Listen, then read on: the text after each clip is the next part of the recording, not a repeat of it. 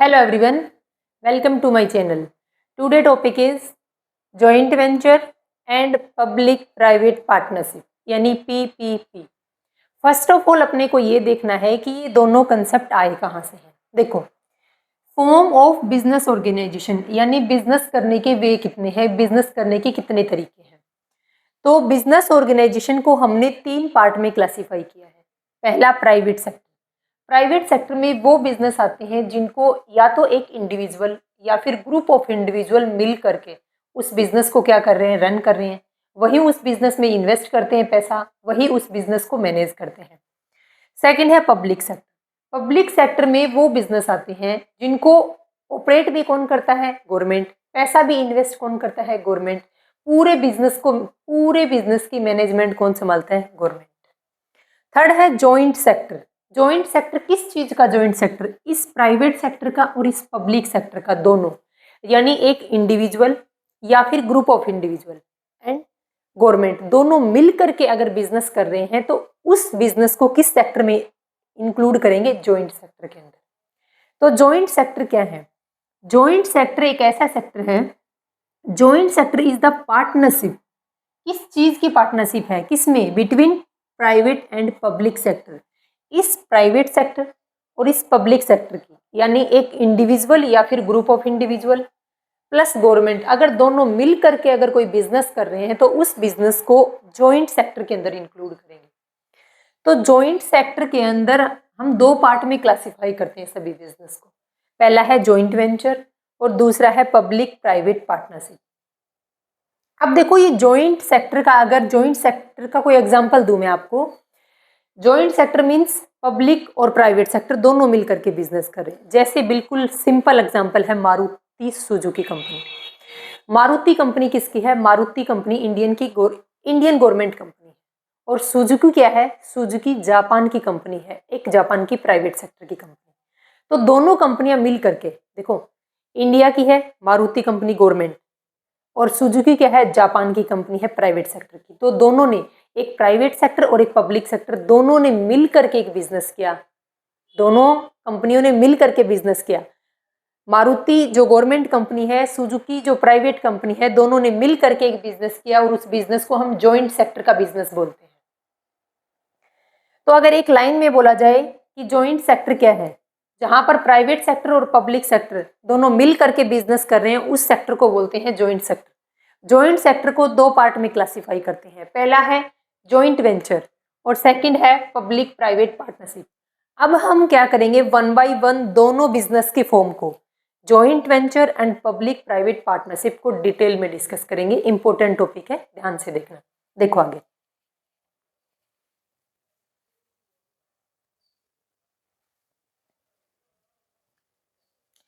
अब first of all अपन देखते हैं जॉइंट वेंचर। जॉइंट वेंचर को डिस्कस करेंगे। फर्स्ट ऑफ ऑल देखो कि जॉइंट वेंचर है क्या।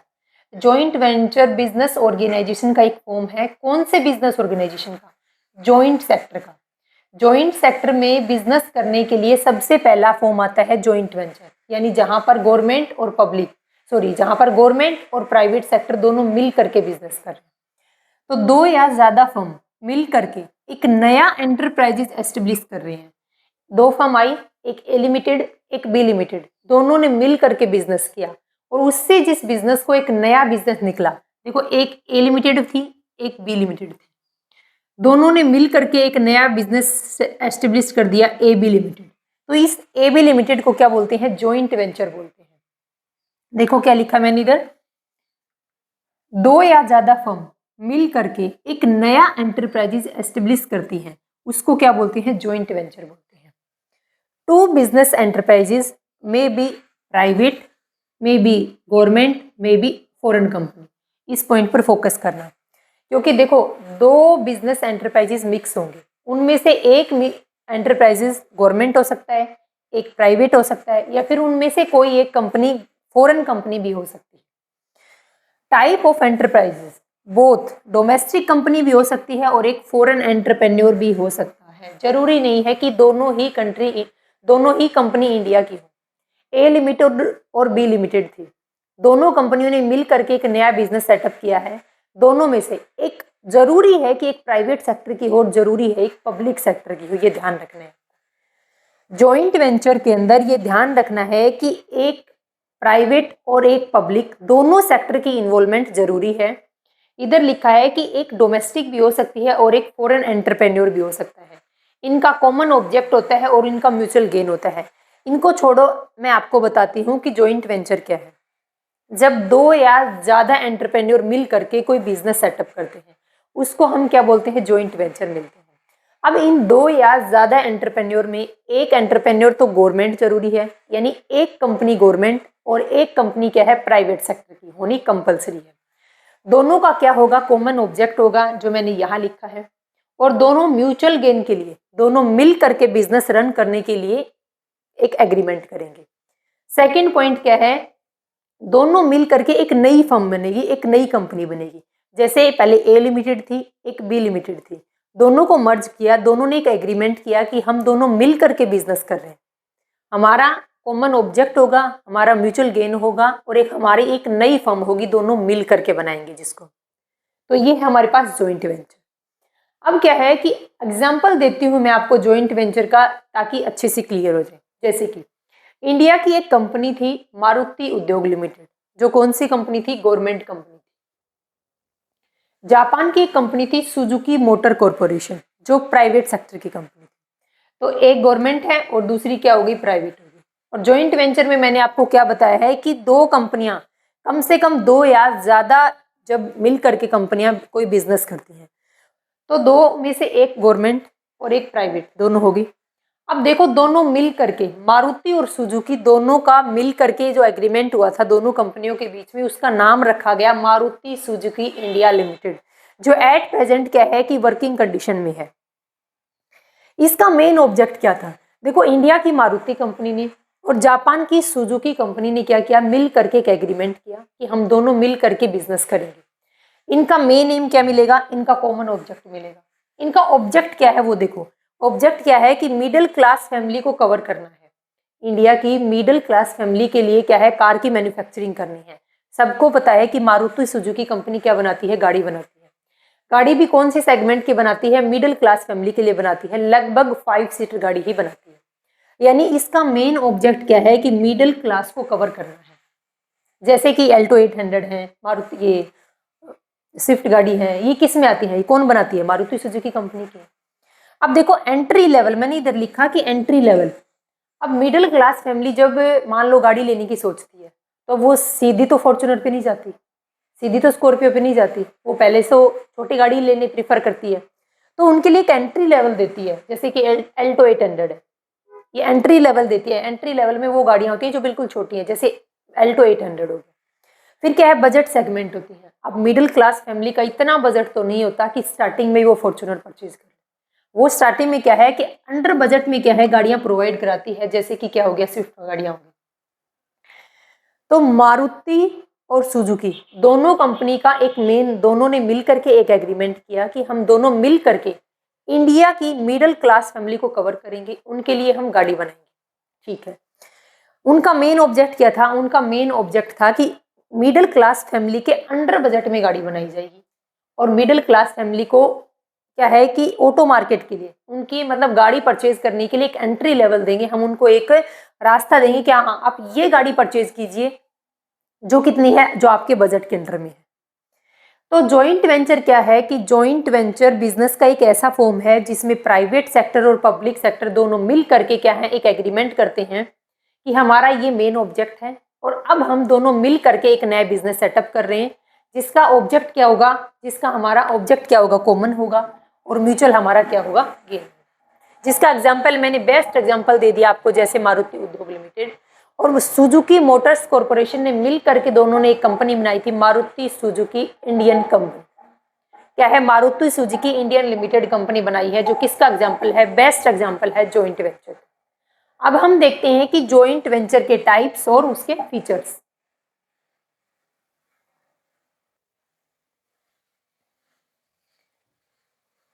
अब हम देखते हैं कि types of joint venture.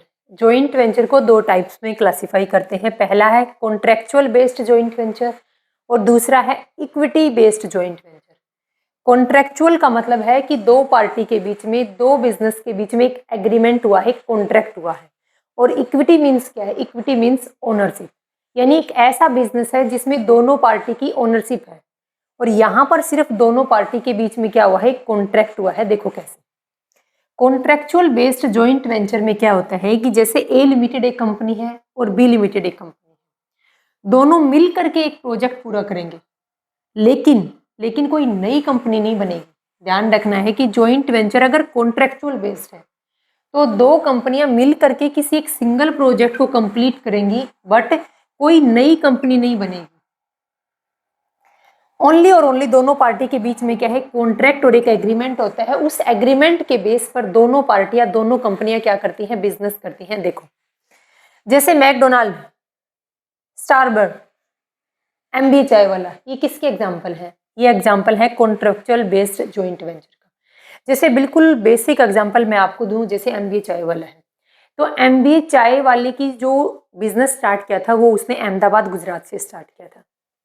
Starting में वहां से सेटअप किया उसने अपना बिजनेस। फिर हरियाणा का एक पर्सन उस एमबी चाय वाले के कॉन्टेक्ट में आता है। वो पर्सन, हरियाणा वाला पर्सन, एमबी चाय वाले को बोलता है कि आप अपने बिजनेस को ब्रॉड करना चाहते हो और मैं भी क्या करना चाहता हूँ, मैं भी बिजनेस करना चाहता हूँ। क्यों ना एमबीए चाय वाले आप मेरे को अपनी फ्रेंचाइजी दें और मैं आपकी फ्रेंचाइजी पूरे हरियाणा के अंदर, हरियाणा स्टेट के अंदर हर एक डिस्ट्रिक्ट के अंदर आपकी फ्रेंचाइजी ओपन करूँगा। तो एमबीए चाय वाले के बीच में और हरियाणा वाले उस पर्सन के बीच में, उस बिजनेसमैन के बीच में एक कॉन्ट्रैक्ट होता है, एक एग्रीमेंट होता है। क्या कोई नई कंपनी बनी? एमबीए चाय वाला अलग है और हरियाणा का जो पर्सन जो बिजनेस करना चाहता है वो दोनों अलग है, वो दोनों अलग हैं। तो उन दोनों के बीच में एक प्रोजेक्ट है, सिर्फ एक कॉन्ट्रैक्ट हुआ है। किस चीज़ का कॉन्ट्रैक्ट? कि एमबीए चाय वाला अपने बिजनेस को ब्रॉड करना चाहता है, अपनी फ्रेंचाइजी ओपन करना चाहता है। सामने से हरियाणा का एक पर्सन यही अपॉर्चुनिटी उसके सामने लेकर आता है कि आप अपने बिजनेस को ब्रॉड करना चाहते हो, क्यों ना मैं आपके बिजनेस की फ्रेंचाइजी हरियाणा के हर एक डिस्ट्रिक्ट के अंदर ओपन करूं। तो दोनों के बीच में एक एग्रीमेंट हुआ है, एक सिंगल प्रोजेक्ट के ऊपर वो क्या कर रहे हैं? दोनों मिलकर के काम करेंगे। क्या कोई नई कंपनी बनी? नहीं बनी, सिर्फ एक एग्रीमेंट हुआ। उस एग्रीमेंट के बेस पर क्या करेंगे? वो दोनों उस बिजनेस को एक जो उन दोनों का कॉमन एम होगा, उस कॉमन एम के ऊपर, उस कॉमन ऑब्जेक्ट के ऊपर दोनों वर्क करेंगे। तो ये है contractual based joint venture. Example ये ध्यान रख लेना, जो मैकडोनाल्ड्स हैं, स्टारबक्स। मैकडोनाल्ड्स क्या है? ये फास्ट फूड चेन की एक ग्लोबल चेन है फास्ट फूड की। ये स्टारबक्स ग्लोबल चेन है किसकी? कॉफी हाउस की। और एमबीए चाय वाला तो चाय वाला है ही। तो ये एग्जाम्पल है किसके? कॉन्ट्रेक्चुअल बेस्ड जॉइंट वेंचर के। अब बारी आती है इक्विटी बेस्ड जॉइंट वेंचर। अब इक्विटी बेस्ड का मतलब है, इक्विटी का मतलब होता है ओनरशिप, यानी दो कंपनियां ए लिमिटेड और बी लिमिटेड दोनों मिल करके एक नई अलग एंटिटी बनेगी, तीसरी। ए लिमिटेड और बी लिमिटेड दो अलग अलग कंपनियां थी, दोनों ने मिल करके कॉन्ट्रैक्ट किया। कॉन्ट्रैक्ट के अंदर एक नई एंटिटी बनी है। क्या इस नई एंटिटी के ऊपर इन दोनों की ओनरशिप है? हाँ जी, 100%। इन दोनों एंटिटी की, इस नई एंटिटी के ऊपर क्या है? ओनरशिप है। अब ओनरशिप किसी भी रेशो में हो सकती है। हो सकता है कि ए लिमिटेड काफ़ी ब्रॉड कंपनी हो और बी लिमिटेड एक छोटी कंपनी हो, तो हो सकता है इसका 60% कैपिटल इसके अंदर और इसकी 40%। ओनरशिप का रेशो कुछ भी हो सकता है, बट इस नई अलग एंटिटी बनी है सी लिमिटेड, इस सी लिमिटेड में ए और बी दोनों की ओनरशिप होगी। फिर क्या है? देखो क्या पॉइंट है इसमें। सबसे पहले न्यू एंटिटी बनती है। इक्विटी बेस्ड जॉइंट वेंचर में एक नई एंटिटी बनेगी। सेकंड पॉइंट क्या है? ओनरशिप, मैनेजमेंट और रिस्पॉन्सिबिलिटी। और इस नई एंटिटी में जितना भी प्रॉफिट और लॉस होगा सबका क्या हो गया? शेयर डिस्ट्रीब्यूट किया जाएगा। ओनरशिप क्या है? हो सकता है इसी 60% ओनरशिप हो इस सी लिमिटेड में, हो सकता है कि बी लिमिटेड की यहाँ पर 40% ओनरशिप हो, बट ओनरशिप तो है दोनों की। मैनेजमेंट क्या करेंगे? दोनों कंपनियां मिल करके इस बिजनेस को मैनेज करेंगे। जितने भी प्रॉफिट लॉस रिस्क जो भी होगा सबका सब दोनों कंपनीज के बीच में जो एक अलग यूनिट बन गई हब सी, वो क्या होगा? वो सभी आपस में शेयर किए जाएंगे। एग्जाम्पल, बेस्ट एग्जाम्पल है क्या है? इक्विटी बेस्ड जॉइंट वेंचर का बेस्ट एग्जाम्पल है मारुति सुजुकी इंडियन कंपनी। क्या है? Maruti Suzuki Indian company. और ये एग्जाम्पल है कॉन्ट्रेक्चुअल बेस्ड जॉइंट वेंचर के। अब हम देखेंगे कि जॉइंट वेंचर्स के फीचर्स क्या हैं।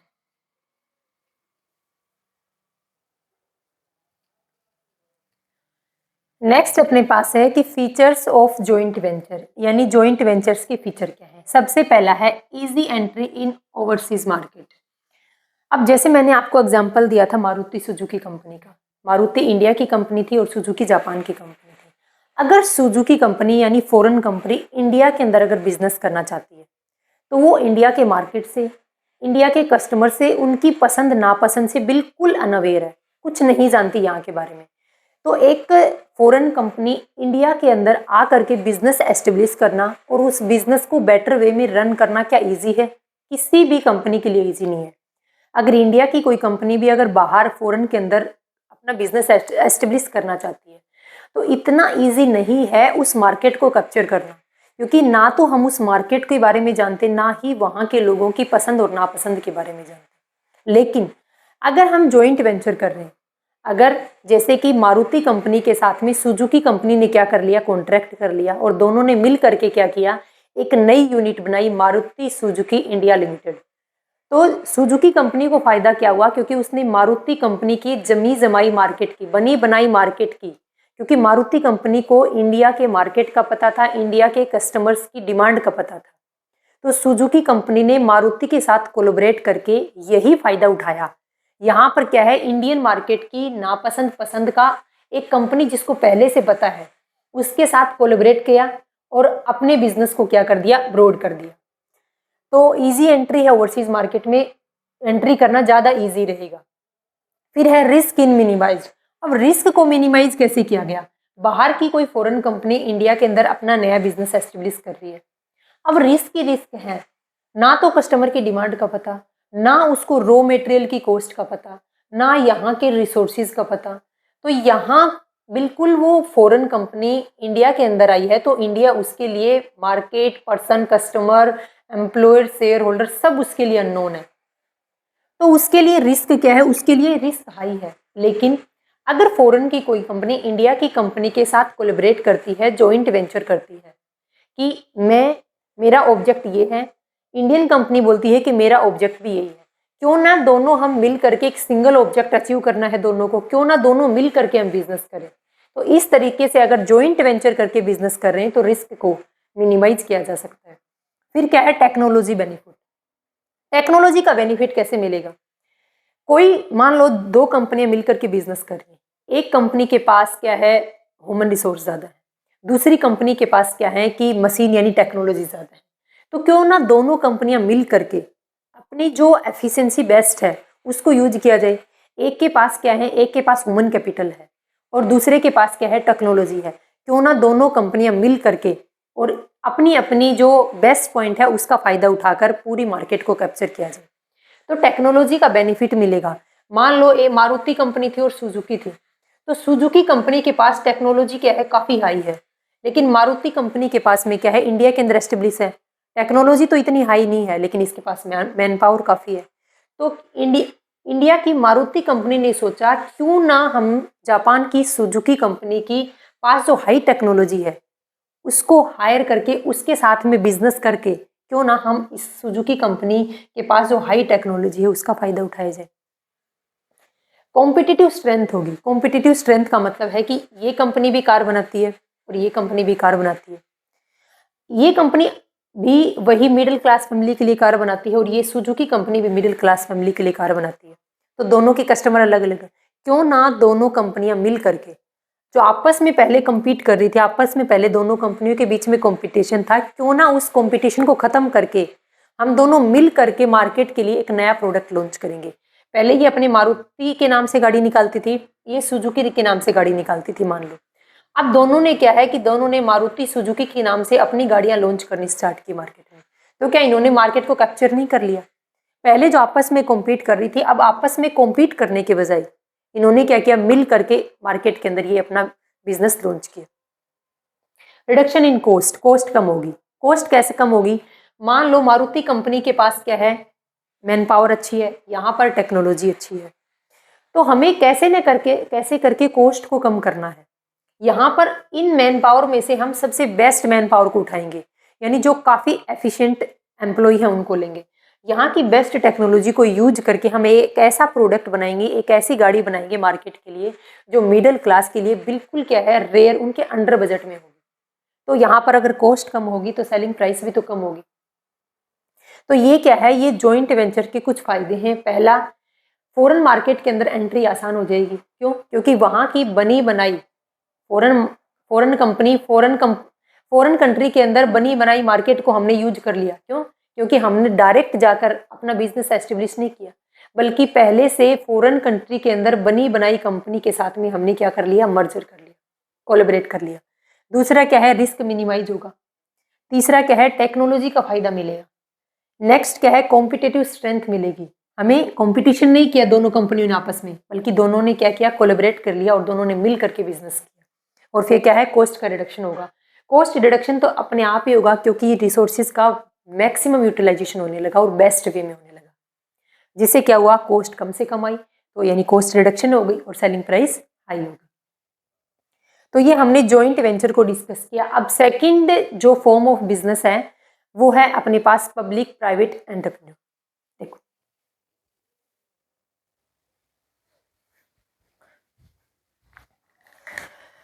सेकंड अपने पास है पब्लिक प्राइवेट पार्टनरशिप। ये क्या है, ये जॉइंट सेक्टर का सेकंड फॉर्म ऑफ बिजनेस है। पब्लिक प्राइवेट पार्टनरशिप में क्या होता है कि प्राइवेट सेक्टर और पब्लिक सेक्टर दोनों मिल करके, यानी एक इंडिविजुअल या फिर ग्रुप ऑफ इंडिविजुअल, यानी कोई कंपनी और गवर्नमेंट दोनों मिल करके क्या कर रही हैं, अगर कोई बिजनेस ऑपरेट कर रहे हैं तो वो पब्लिक प्राइवेट पार्टनरशिप के अंडर में आते हैं। अब पब्लिक प्राइवेट पार्टनरशिप को हम PPP, PQ या फिर P3 के नाम से भी जानते हैं। इसका मेन एम क्या है, मेन एम इसका होता है कि सर्विस प्रोवाइड करना।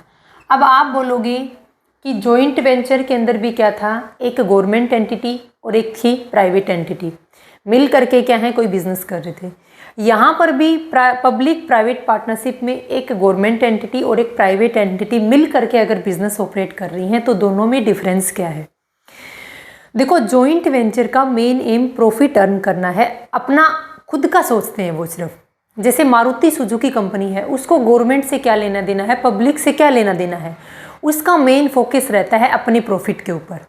और मारुति सुजुकी क्या है, Maruti Suzuki is the form of joint venture. But PPP यानी पब्लिक प्राइवेट पार्टनरशिप, इसका मेन एम क्या होता है कि सर्विस प्रोवाइड करना है। हालांकि ये भी प्रॉफिट जनरेट करती हैं, बट इनका प्राइमरी फोकस किसके ऊपर होता है, पब्लिक को सर्विस प्रोवाइड करने पर। एग्जाम्पल के लिए जैसे गवर्नमेंट ने एक प्रोजेक्ट लॉन्च किया था रोड बनाने का प्रोजेक्ट लॉन्च किया, तो गवर्नमेंट को उससे फ़ायदा होगा, बट उसका प्राइमरी एम क्या था कि पब्लिक को सर्विस प्रोवाइड करना था। पब्लिक को ट्रांसपोर्ट की फैसिलिटी के लिए एक रोड बनाने के लिए प्रोजेक्ट लॉन्च किया था। तो मेन एम, प्राइमरी एम क्या होता है, सर्विस प्रोवाइड करना, हालांकि वो भी प्रॉफिट अर्न करते हैं। अब देखो, ये क्या है पब्लिक सेक्टर और इधर क्या है प्राइवेट सेक्टर, दोनों मिल करके क्या कर रहे हैं, मिल करके बिजनेस कर रहे हैं, मिल करके क्या कर रहे हैं, बिजनेस एक्टिविटीज़ कर रहे हैं। लेकिन इनका जो गोल है ना वो कॉमन होना चाहिए, इनका कॉमन इंटरेस्ट होना चाहिए, तभी क्या होगा, तभी PPP को ऑर्गेनाइज कर पाएंगे। जैसे कि देखो, गवर्नमेंट का प्रोजेक्ट है, रोड बनाने का प्रोजेक्ट किसने लॉन्च किया, गवर्नमेंट ने, और उसमें प्राइवेट सेक्टर ने अपनी इन्वॉल्वमेंट दे दी। कैसे? गवर्नमेंट ने लॉन्च किया एक प्रोजेक्ट का कि मुंबई से लेकर के दिल्ली के बीच में एक रोड बनाना है। मुंबई से दिल्ली के बीच में जो रोड बनाना है उसके लिए गवर्नमेंट ने फंडिंग कर दी 500 करोड़ रुपए की, और एक प्रोजेक्ट लॉन्च कर दिया कि गवर्नमेंट फंडिंग करेगी 500 रुपये की। अगर कोई भी पर्सन, कोई भी बिजनेसमैन, कोई भी एंटरप्रेन्योर अगर इस प्रोजेक्ट को लेना चाहता है तो आके हम मेरे साथ कोलैबोरेट कर ले गवर्नमेंट के साथ। तो गवर्नमेंट ने फंडिंग सिर्फ 500 करोड़ की थी। बाकी के पैसे कौन लगाएगा? बाकी के पैसे वो प्राइवेट सेक्टर, वो एंटरप्रेन्योर लगाएगा जो उस कॉन्ट्रैक्ट को हायर करेगा। फिर वो क्यों लगाएगा ऐसा पैसे? गवर्नमेंट ने बोला कि ये लो प्रोजेक्ट रोड बनाने का मुंबई से दिल्ली के बीच में, आप रोड बनाना, उसके लिए हम आपको 500 करोड़ की फंडिंग करते हैं। अगर इससे ज़्यादा जितने भी पैसे लगेंगे आप क्या कर लेना, आप टोल प्लाजा से क्या कर लेना, उनको हायर कर लेना। यानी आप टोल टैक्स से क्या कर लेना, उन पैसे को जो 500 करोड़ से ऊपर लगे हैं उनको आप वहाँ से कवर कर लेना। तो देखो मैंने क्या लिखा, गवर्नमेंट ने एक प्रोजेक्ट लॉन्च किया, उस प्रोजेक्ट में किसने इंटरेस्ट दिखाया? प्राइवेट सेक्टर ने इंटरेस्ट दिखाया, यानी गवर्नमेंट और प्राइवेट दोनों कोलैबोरेट होगी, दोनों ने मिल करके क्या किया? अपना एक बिजनेस स्टार्ट किया। जैसे कि रोड का कंस्ट्रक्शन है, ब्रिज बनाना है, हॉस्पिटल बनाना है, स्कूल, कॉलेज, यूनिवर्सिटीज़, जितने भी क्या है, गवर्नमेंट ने अगर कोई प्रोजेक्ट लॉन्च किया है किसी भी फैक्टर के कंसेप्ट में, लेकिन उसमें अगर प्राइवेट सेक्टर भी इन्वॉल्व हो जाता है तो उस बिजनेस को बोलते हैं पब्लिक प्राइवेट पार्टनरशिप। यानी पब्लिक यानी गवर्नमेंट, प्राइवेट यानी इंडिविजुअल, यानी अगर कोई एंटरप्रेन्योर ने मिल करके अगर पार्टनरशिप कर ली, दोनों ने कॉन्ट्रैक्ट कर लिया, दोनों का एम कॉमन होना चाहिए, कॉमन दोनों का इंटरेस्ट होना चाहिए। जैसे मैंने आपको एग्जांपल दे दिया था। मेन एम इनका क्या होता है? मेन एम इनका सर्विस प्रोवाइड करना है, हालांकि सेकेंडरी एम इनका भी कहीं ना कहीं तो रेवेन्यू जनरेट करना ही है, प्रॉफिट अर्न करना ही है।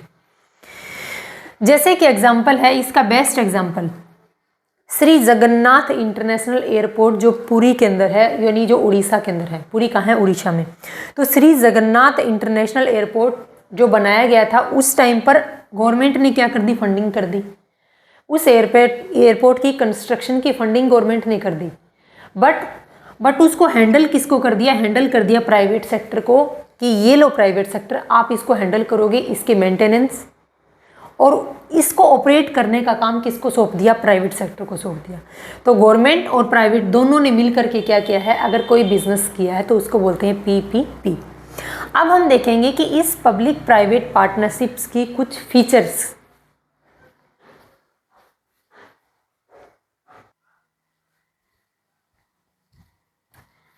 नेक्स्ट अपने पास है features of public private partnership. First features है पब्लिक पार्टनर इन PPP, यानी PPP के अंदर पब्लिक पार्टनर कौन होता है? अब बताइए, पब्लिक पार्टनर कौन होगा PPP के अंदर? पब्लिक पार्टनर गवर्नमेंट होगी। Role of public sector in PPP के अंदर पब्लिक सेक्टर का क्या रोल होगा? पब्लिक सेक्टर क्या करेगी? इन्वेस्टमेंट करेगी, यानी इस बिजनेस को रन करने के लिए फंडिंग कौन करेगा? यही पब्लिक करेगी।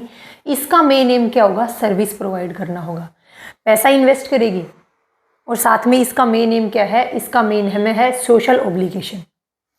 Role of private sector in PPP के अंदर प्राइवेट सेक्टर का रोल क्या है? प्राइवेट सेक्टर का रोल है जो बिजनेस, जो कॉन्ट्रैक्ट, जो प्रोजेक्ट पब्लिक से लिया है, यानी जो प्रोजेक्ट गवर्नमेंट से लिया है, उस प्रोजेक्ट को क्या करना है? ऑपरेट करना है, मेंटेन करना है और उससे क्या करना है? रेवेन्यू जनरेट करना है। Contract between public and private party, private party और पब्लिक यानी गवर्नमेंट के बीच में और प्राइवेट के बीच, दोनों के बीच हुआ एक कॉन्ट्रैक्ट है। जैसे कि एग्जांपल मैंने आपको कंस्ट्रक्शन कह दिया था, रोड का कंस्ट्रक्शन करना है, ब्रिज का कंस्ट्रक्शन करना है, हॉस्पिटल है, कॉलेज हैं, यूनिवर्सिटीज़ हैं, इन सब के कंस्ट्रक्शन का काम था। कंस्ट्रक्शन का काम देता कौन है? गवर्नमेंट। अब प्राइवेट पर्सन, एक सिंगल इंडिविजुअल या फिर ग्रुप ऑफ इंडिविजुअल रोड क्यों बनवाएंगे? हम क्यों बनवाएंगे रोड? रोडों की कंस्ट्रक्शन का काम, डेवलपमेंट का काम किसका है? गवर्नमेंट का है। गवर्नमेंट क्या करती है? फंडिंग करती है, एक स्पेशल प्रोजेक्ट लॉन्च करती है। उस प्रोजेक्ट को क्या करेगा? प्राइवेट सेक्टर हायर करेगा कि मैं इस स्पेशल प्रोजेक्ट को कंप्लीट करूँगा, इसके बदले में आप मुझे क्या दीजिए? या तो आप मेरे को पार्ट ऑफ प्रॉफिट दीजिए या फिर साथ में आप मेरे को कुछ फीस दीजिए। तो PPP क्या है? कॉन्ट्रैक्ट है किसके बीच में? पब्लिक और प्राइवेट पार्टी दोनों के बीच का कॉन्ट्रैक्ट है। कॉस्ट ऑफ यूजिंग सर्विस, इसका मतलब क्या है? देखो, गवर्नमेंट का मेन एम क्या दे रखा था? गवर्नमेंट का मेन एम है सर्विस प्रोवाइड करना। जैसे रोड दे दिया, रोड का कंस्ट्रक्शन था, रोड का कंस्ट्रक्शन करवाया गवर्नमेंट ने। अब गवर्नमेंट ने मान लो 500 करोड़ की फंडिंग कर दी, तो क्या 500 करोड़ में मुंबई से दिल्ली के बीच के जो रोड कंस्ट्रक्शन का काम कंप्लीट हो जाएगा? नहीं होगा। बाकी की फंडिंग कहाँ से आएगी? मान लो 1000 करोड़ रुपए लग गए उस रोड के कंस्ट्रक्शन में, बाकी की फंडिंग कहाँ से आएगी? बाकी की फंडिंग एक इंडिविजुअल क्यों लगाएगा? एक कंपनी का ओनर, कुछ इंडिविजुअल क्यों लगाएंगे पैसे? उनको क्या फ़ायदा होगा? वो पैसा इसलिए, वो बाकी 500 करोड़ की फंडिंग वो इंडिविजुअल खुद करेगा, वो एंटरप्रेन्योर खुद करेगा। बाकी वो पैसे कवर कहाँ से करेगा? वो पैसे कवर करेगा टोल प्लाजा से। यानी जो उस सर्विस को क्या करेगा? यूज करेगा, मैक्सिमम अर्निंग वहीं से अर्न की जाएगी। यानी जो ऊपर की कॉस्ट है ना 500 करोड़, ये ऊपर की कॉस्ट है ना, इस कॉस्ट को कहाँ से कवर करेंगे? जो उन सर्विसेज को यूज करेगा। जैसे आप और हम रोड को यूज करते हैं तो हम क्या पे करते हैं? टोल पे करते हैं हम। तो वो टोल क्या है, इस 500 करोड़ की फंडिंग का कवर करेगा ये 500 करोड़ वो person. Provision of capital subsidy, अब देखो प्रोविज़न क्या रहेगा कैपिटल सब्सिडी का। गवर्नमेंट क्या करती है, गवर्नमेंट ने एक लमसम फंडिंग कर दी 500 करोड़ की। ये तो क्या है, ये लमसम अमाउंट की फंडिंग है। हो सकता है कि गवर्नमेंट एनुअली फंडिंग करती हो, एनुअली भी गवर्नमेंट सब्सिडी दे रही हो, जैसे रोड के मेंटेनेंस के लिए, या फिर कोई अगर टूट फूट हो जाती है, जो कोई ब्रिज वगैरह बनाए हुए हैं उनको मेंटेनेंस के लिए, तो गवर्नमेंट जो एनुअली फंडिंग करती है, तो ये फंडिंग लमसम भी हो सकती है और एनुअली भी हो सकती है। फिर क्या है, पब्लिक वेलफेयर। मेन एम क्या होता है, मेन एम पीपीपी का है सर्विस प्रोवाइड करना, पब्लिक की वेलफेयर के लिए काम करना, सोशल ऑब्लिगेशन को ध्यान में रखकर। फिर क्या है, शेयरिंग ऑफ रेवेन्यू। अब शेयरिंग ऑफ रेवेन्यू में क्या है, शेयरिंग ऑफ रेवेन्यू के साथ एक दिक्कत आती है। यहाँ पर देखो मैंने लिखा प्रॉब्लम विद पीपीपी, यहाँ पर दिक्कत आती है शेयरिंग ऑफ रेवेन्यू की। अब 500 करोड़ की फंडिंग तो गवर्नमेंट ने कर दी थी रोड का कंस्ट्रक्शन करवाने के लिए, बाकी 500 करोड़ की फंडिंग कहाँ से कर रहे हैं, वो टोल से कर रहे हैं। उन्होंने क्या कर दिया, कुछ किलोमीटर्स के बाद टोल प्लाजा एस्टेब्लिश कर दिए, वहाँ से वो क्या कर रहे हैं, पब्लिक से क्या कर रहे हैं, टोल प्लाजा के रूप में अपने 500 करोड़ की फंडिंग कवर कर रहे हैं। वो 500 करोड़ की जो कॉस्ट लगी है ऊपर की, उसको कवर कर रहे हैं। अब अपनी कॉस्ट को कवर करने के बाद जितनी भी इनकम आएगी, उस इनकम को क्या करेंगे, वो शेयर करेंगे। तो यहाँ पर पीपीपी को एक प्रॉब्लम आती है, दिक्कत क्या आती है कि जो प्राइवेट सेक्टर है वो रेवेन्यू का ज़्यादा पार्ट क्या कर लेता है, एक्वायर करता है, और गवर्नमेंट को क्या देता है, कम देता है। यानी पार्ट ऑफ प्रॉफिट गवर्नमेंट को कम मिलता है और part of profit private sector ज़्यादा ले जाता है। ये क्या है, ये पीपीपी के सामने एक प्रॉब्लम आती है।